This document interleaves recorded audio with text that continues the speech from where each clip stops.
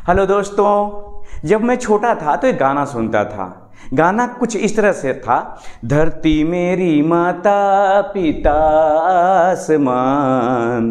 इस गाने में एक्चुअली धरती को माँ कहा गया है। इसमें बताने की कोशिश किया गया है कि जो धरती है, पृथ्वी है, वो पालन करती है, पोषण करती है, माँ का काम करती है। अगर आज मुझे इस गाने में कुछ जोड़ना होता तो मैं ये जोड़ के बताता कि धरती केवल पालन पोषण ही नहीं करती बल्कि रक्षण का काम भी करती है। कभी ऐसा घटना घटता है कि माँ अपने बच्चे के साथ जा रही होती है और बहुत तेज धूप आ गया, बारिश हो गई, तो बच्चे के माथे के ऊपर अपना आंचल रख देती है, दुपट्टा रख देती है, जो धूप से, बारिश से उसे बचाने का काम करता है। तो दोस्तों, आज का जो टॉपिक है वो ओजोन है। और ओजोन, अगर धरती माँ है तो उस माँ का आंचल का नाम ओजोन है। आइए जरा इसे डिटेल से समझते हैं कि धरती माँ का जो आंचल ओजोन है कैसे हमारी, आपकी, आपके अगल बगल के लोगों की, पेड़ पौधे की, जीव जंतुओं की, जिसमें गाय भैंस घोड़ा गधा सब हैं, उनकी रक्षा करती है। आइए जरा समझने की कोशिश करते हैं। तो मान लीजिए, कल्पना करिए कि ये जो है ये हमारी पृथ्वी है। हमने माना, आप समझने के लिए, कि ये पृथ्वी है, अर्थ है। अगर ये अर्थ है तो इस अर्थ के लगभग 20 किलोमीटर के ऊंचाई पर एक बिल्कुल छतरी की तरह, छाता की तरह एक लेयर है। ये लेयर बना हुआ है। कहां से 20 किलोमीटर की ऊंचाई पर? तो जो आपका ये पृथ्वी है, इस पृथ्वी में जो सी है, उस सी लेवल से 20 किलोमीटर की ऊंचाई पर, याद रखिएगा, सी लेवल से, समुद्र तल से 20 किलोमीटर की ऊंचाई पर एक छतरी जैसा कोई चीज है जिसे ओजोन कहते हैं। और ये लगभग 2 से 5 mm इसकी मोटाई होती है, 2 to 5 mm। अब जरा ये है क्या? ये है ओजोन लेयर। ये कहलाता है ओजोन, ये लेयर है, ओजोन लेयर, जिसकी मोटाई जो है 2 से 5 mm है। अब ये क्या कर रही है? ओजोन लेयर हमारी रक्षा किस तरह से और हमारे लिए क्यों जरूरी है, तो आइए जरा समझने की पहले कोशिश करते हैं। ये है सन। कल्पना करिए, सन है और इस सन से प्रकाश पृथ्वी पर पहुंच रहा है, लाइट पहुंच रहा है। तो जब ये प्रकाश पृथ्वी पे पहुंच रहा है तो दोस्त, ये जो प्रकाश में कुछ हानिकारक किरणें भी हैं। हानिकारक किरणों को मान लीजिए मैंने इस तरह से, इस कलर से दिखाने की कोशिश किया। ये जो हानिकारक किरणें हैं, ये है यूवी रे। तो जैसे यूवी रेज ओजोन से टकराती है, बस ये ओजोन को अवशोषित कर लेती है। माने यूं समझ लीजिए कि छाते की तरह, जैसा छाता होता है उसी तरह से ये पूरी पृथ्वी को ढके हुए है। अब जैसे बारिश हुआ, धूप हुआ, तो बारिश और धूप क्या किया, उसको आपको भीगने से रोक दिया। उसी तरह से जो अल्ट्रा वायलेट रेज हैं, जब आती हैं पृथ्वी की तरफ बढ़ करके ये चाहती हैं कि यहाँ के जो ये जीव जंतु हैं उनको ये नुकसान पहुँचाए, तो पता चलता है कि ये जो है उनको रोक देती है और शुद्ध जो लाइट है वहां से यही केवल पृथ्वी पर पहुंच पाता है। इससे हुआ ये कि अगर मान लीजिए कि ये यहाँ पर मछलियां हैं, तो इन मछलियों को जरा देखिए। ये मछलियां हैं, पता नहीं कौन सी मछली है। ये पानी में मछली है, ये जो पानी है यहाँ पर मछली है। उसके अलावा इंसान हैं, ये इंसान हैं, पंछी हैं, पेड़ पौधे हैं, तो जाहिर सा कि पंछी होंगे। इन सब को ये जो लाइट ऊपर से आ रहा है, याद रखिएगा कि यूवी लाइट जो है ना, यहाँ से रुक जाता है। रुकने का मतलब कि अवशोषित कर लेता है और शुद्ध प्योर लाइट जो आपको एनर्जी दे सके, जो आपके शरीर में विटामिन डी बना सके, वो लाइट यहाँ से आने देती है। तो है ना एकदम बिल्कुल माँ के आंचल की तरह। तो ये ओजोन लेयर माँ के आंचल की तरह है, जो कि ऑक्सीजन का ही एक अपर रूप है और इसका फॉर्मूला होता है O3। ये वास्तव में बनता है ओजोन किससे? तो ऑक्सीजन से ही। और एक मजेदार बात कि ये बना है ऑक्सीजन से, और जानते हैं कैसे? इसी में जो अल्ट्रा वायलेट रे है उसी से बना हुआ है। आइए जरा समझने की कोशिश करते हैं कि कैसे बना है। देखिए, ये आपके पास ऑक्सीजन है, इस पे यूवी जो रे है ये आया, जैसे यूवी रे पड़ा बस ये ऑक्सीजन कन्वर्ट हो गया ओजोन में, और इस तरह से ऑक्सीजन ओजोन में बदल जाता है। लेकिन ये जब वो ज़्यादा गर्म होता है, हीट होता है, तो ये टूट जाता है, विखंडित हो जाता है। ओजोन जो है ना टूट करके पुनः ऑक्सीजन में बदल जाता है। यही वजह है कि जो कुछ जगहों पर पृथ्वी पर, जैसे अंटार्कटिक के ऊपर, आर्टिक के ऊपर, इसमें ना होल हो गए हैं, छिद्र हो गया है। तो सोचिए जरा, यहाँ से अगर लाइट आए तो सीधे पृथ्वी पहुँचेगी, और इसमें जो हानिकारक रे है वो भी तो पहुँचेगी, यहाँ पहुँच गई हानिकारक रे, यूवी रे। तो इस तरह से समझ लीजिए कि ओजोन जो लेयर है इसमें छेद होना, होल होना हमारे पूरे पृथ्वीवासियों के लिए, चाहे पेड़ पौधे हो, जीव जंतु हो, हवा में उड़ने वाले पंछी हो या पानी में रहने वाले मछली हो, सबके लिए हानिकारक होगा, सबको प्रभावित करेगा। स्पेशली जब ये यूवी लाइट जब पृथ्वी पर आती है और इंसानों पर पड़ती है तो ये कैंसर का कारण हो सकती है। स्किन कैंसर हो सकता है, याद रखिएगा। मेलानोमा जिसको कहते हैं, स्किन कैंसर हो सकता है। इंसानों को, पेड़ पौधों को तो नुकसान पहुंचेगा ही पहुंचेगा। इसका मतलब कि ये ओजोन हमारे लिए काफ़ी महत्वपूर्ण है, इसकी बचाव। अब रही बात ये नष्ट कैसे हो रहा है, तो नष्ट के बारे में जानने से पहले हम आपको बता दें कि इसको बनाया भी जा सकता है। आपके पास ऑक्सीजन है और एकदम साइलेंट इलेक्ट्रिक डिस्चार्ज ले लीजिए,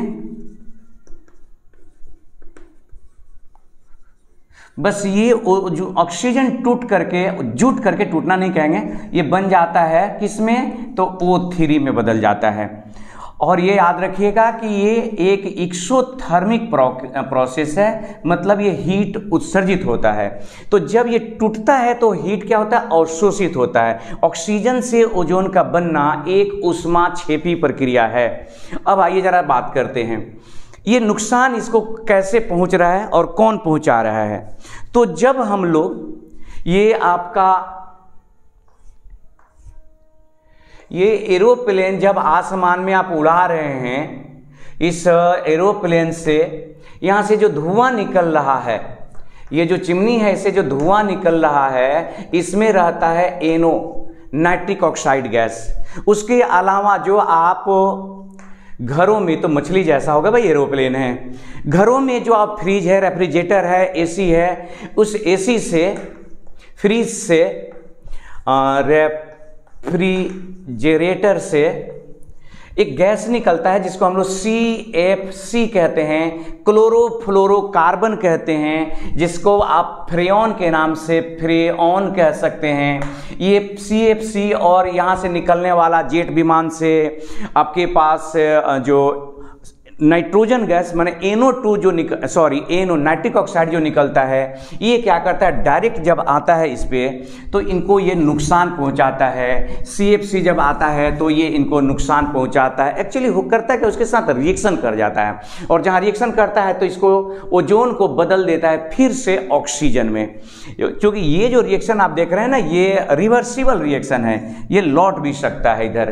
तो जो CFC है, वो जो नाइट्रिक ऑक्साइड है NO, ये क्या करते हैं कि जब ओजोन से जाके टकराते हैं, ओजोन से मिलते हैं, तो उनके साथ रिएक्शन करते हैं और उन्हें नष्ट करने का काम करते हैं। और इस तरह से हम ही, जो हमारे माथे के ऊपर जो ओजोन के रूप में एक आंचल है जो हमें बचा रहा है, उसके नष्ट होने का कारण बनते हैं और अपने लिए ही खतरा पैदा करते हैं। जैसा मैंने कहा कि अगर यहाँ से जो अल्ट्रावायलेट रे आती है पृथ्वी पर, तो जो मानव हैं उनमें स्किन कैंसर होने की खतरा बताया जाता है कि उससे खतरा हो सकता है।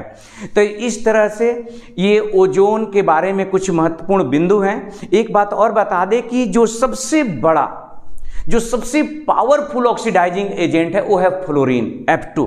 मोस्ट पावरफुल ऑक्सीडाइजिंग एजेंट क्या है, तो फ्लोरीन है।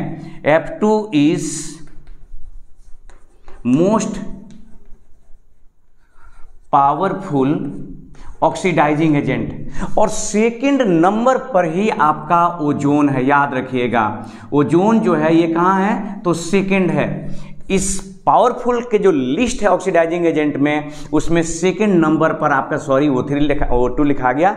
वो सेकंड नंबर पे कौन है, ओजोन है। मतलब ओजोन ऑक्सीडाइजिंग एजेंट के लिस्ट में सेकंड नंबर पे है, किसके बाद, फ्लोरीन के बाद। और यही वजह है कि बहुत सारी चीज़ों को ये ऑक्सीकृत करता है। कैसे ऑक्सीडाइजिंग एजेंट का काम करता है, तो हम आपको बता दें कि ओजोन जब डिकम्पोज होता है तो ये O2 के रूप में और साथ ही साथ ये O बनता है। इसको बोलते हैं नवजात ऑक्सीजन, नेसेंट ऑक्सीजन। ये जो नवजात ऑक्सीजन है, नवजात मैंने अभी जन्म लेने वाला, नवजात अभी देख रहे हैं ना, अभी अभी जन्म लिया है ये, तो नवजात ऑक्सीजन के कारण ये ऑक्सीडाइजिंग एजेंट का काम करता है। अच्छा, दूसरी बात कि इसका कुछ उपयोग है, बहुत बेहतरीन उपयोग है। जैसे क्लोरीन से आप जो पीने वाले पानी हैं उसमें क्लोरीन मिला करके उसमें उसको शुद्ध करते हैं, मतलब जो बैक्टीरिया वगैरह है उसको मारने का काम करते हैं। तो क्लोरीन के जगह पर अगर ओजोन का उपयोग किया जाए तो ज़्यादा अच्छा है। इसके पीछे एक कारण है कि क्लोरीन जो उसमें स्मेल छोड़ता है वो स्मेल ये नहीं छोड़ता है। तो एक बहुत बढ़िया ये क्या है, तो पानी को प्यूरिफाई करने के लिए ये काम में आ गया, स्टरलाइज करने के लिए उसको। उसके अलावा जर्मिसाइड है ही ये, बैक्टीरिया नाशी होता है। बहुत सारे जो ऑक्सीडाइजिंग एजेंट होने के वजह से जो वेजिटेबल जो सब्सटेंस है उनको क्या करता है, तो उनके कलर हटाने का काम करता है। लेकिन इसमें जो सबसे महत्वपूर्ण पॉइंट है वो ये है, मैं यहाँ लिखना चाहूँगा मिटा करके, कि जब ओजोन गैस होता है, जरा ध्यान दीजिएगा, O3 गैस है तो इसका जो रंग है, कलर है, वो हल्का ये ब्लू है। लेकिन जब यही O3 लिक्विड हो गया तो ये हो गया डार्क ब्लू, ब्लू से हो गया ये डार्क ब्लू। और अगर ये O3 सॉलिड हो गया तो इतना डार्क होता है कि ये वायलेट डार्क, मतलब ब्लैक हो जाता है, वायलेट ब्लैक हो गया ये कलर। तो ये एक बहुत इंपॉर्टेंट पॉइंट है कि ओजोन जो होता है वो अलग अलग अवस्थाओं में उसके कलर अलग अलग होते हैं। अब क्या होगा अगर कोई व्यक्ति ओजोन को सांस के रूप में खींच ले, तो थोड़ी मात्रा में अगर ओजोन आप खींच लेते हैं तो ज़्यादा फर्क नहीं पड़ता है। लेकिन अगर आप 100 ppm से ज़्यादा कॉन्सेंट्रेशन वाला अगर आपने ओजोन ले लिया तो बेहोशी, उल्टी, मूर्छा इत्यादि का आपका कारण होगा। 100 ppm से ज़्यादा पार्ट्स पर मिलियन पढ़ते हैं ना इसको, तो 100 ppm से ज़्यादा कॉन्सेंट्रेशन वाला अगर ओजोन ले लिया जाए तो स्वास्थ्य के लिए हानिकारक हो, जिसमें सरदर्द हो सकता है, उल्टी हो सकता है, ये सब समस्याएं आ सकती हैं। एक और बात इसके बारे में हम लोग बात करना चाहेंगे ओजोन को लेकर के, कि जो ओजोन होते हैं ये तो ऑक्सीडाइजिंग एजेंट तो है ही, ऑक्सीजन के रेस्पेक्ट में अगर देखा जाए तो थर्मोडायनेमिकली ये कम अस्थायी होता है। और हाई सांद्रता पर अगर हाई कॉन्सेंट्रेशन लिया जाए तो ये विस्फोट भी कर सकता है, ये विस्फोटक माने एक्सप्लोजिव भी हो सकता है। कब, जब इसका कॉन्सेंट्रेशन ज़्यादा होगा तब उस कंडीशन में विस्फोटक हो सकता है। और जब इस मेथड से जब आप ऑक्सीजन यहाँ पर बनाते हैं इलेक्ट्रिक डिस्चार्ज के द्वारा, तो मात्र 10% ऑक्सीजन ही ओजोन में कन्वर्ट होता है। साइलेंट इलेक्ट्रिक डिस्चार्ज से ऑक्सीजन को जब ओजोन में बदलते हैं तो मात्र 10% ऑक्सीजन ही ओजोन के रूप में कन्वर्ट हो पाता है, बाकी ऑक्सीजन ही रह जाता है। तो दोस्तों, मुझे यकीन है कि आपको ओजोन के बारे में मोटा मोटी जानकारी मिली होगी कि कैसे पृथ्वी से समुद्र तल से, पृथ्वी कहना उचित नहीं है, समुद्र तल से 20 किलोमीटर की ऊंचाई पर एक लेयर के रूप में, एक पतली लेयर के रूप में मौजूद है ओजोन। और सूर्य से आने वाली जो हानिकारक किरणें हैं अल्ट्रावायलेट, उससे मेरी, आपकी और पृथ्वी वासियों की ये रक्षा कर रहा है। तो हम सबकी सम्मिलित जिम्मेदारी बनती है कि ओजोन परत को नष्ट होने से बचाए। अपना ख्याल रखिए। धन्यवाद।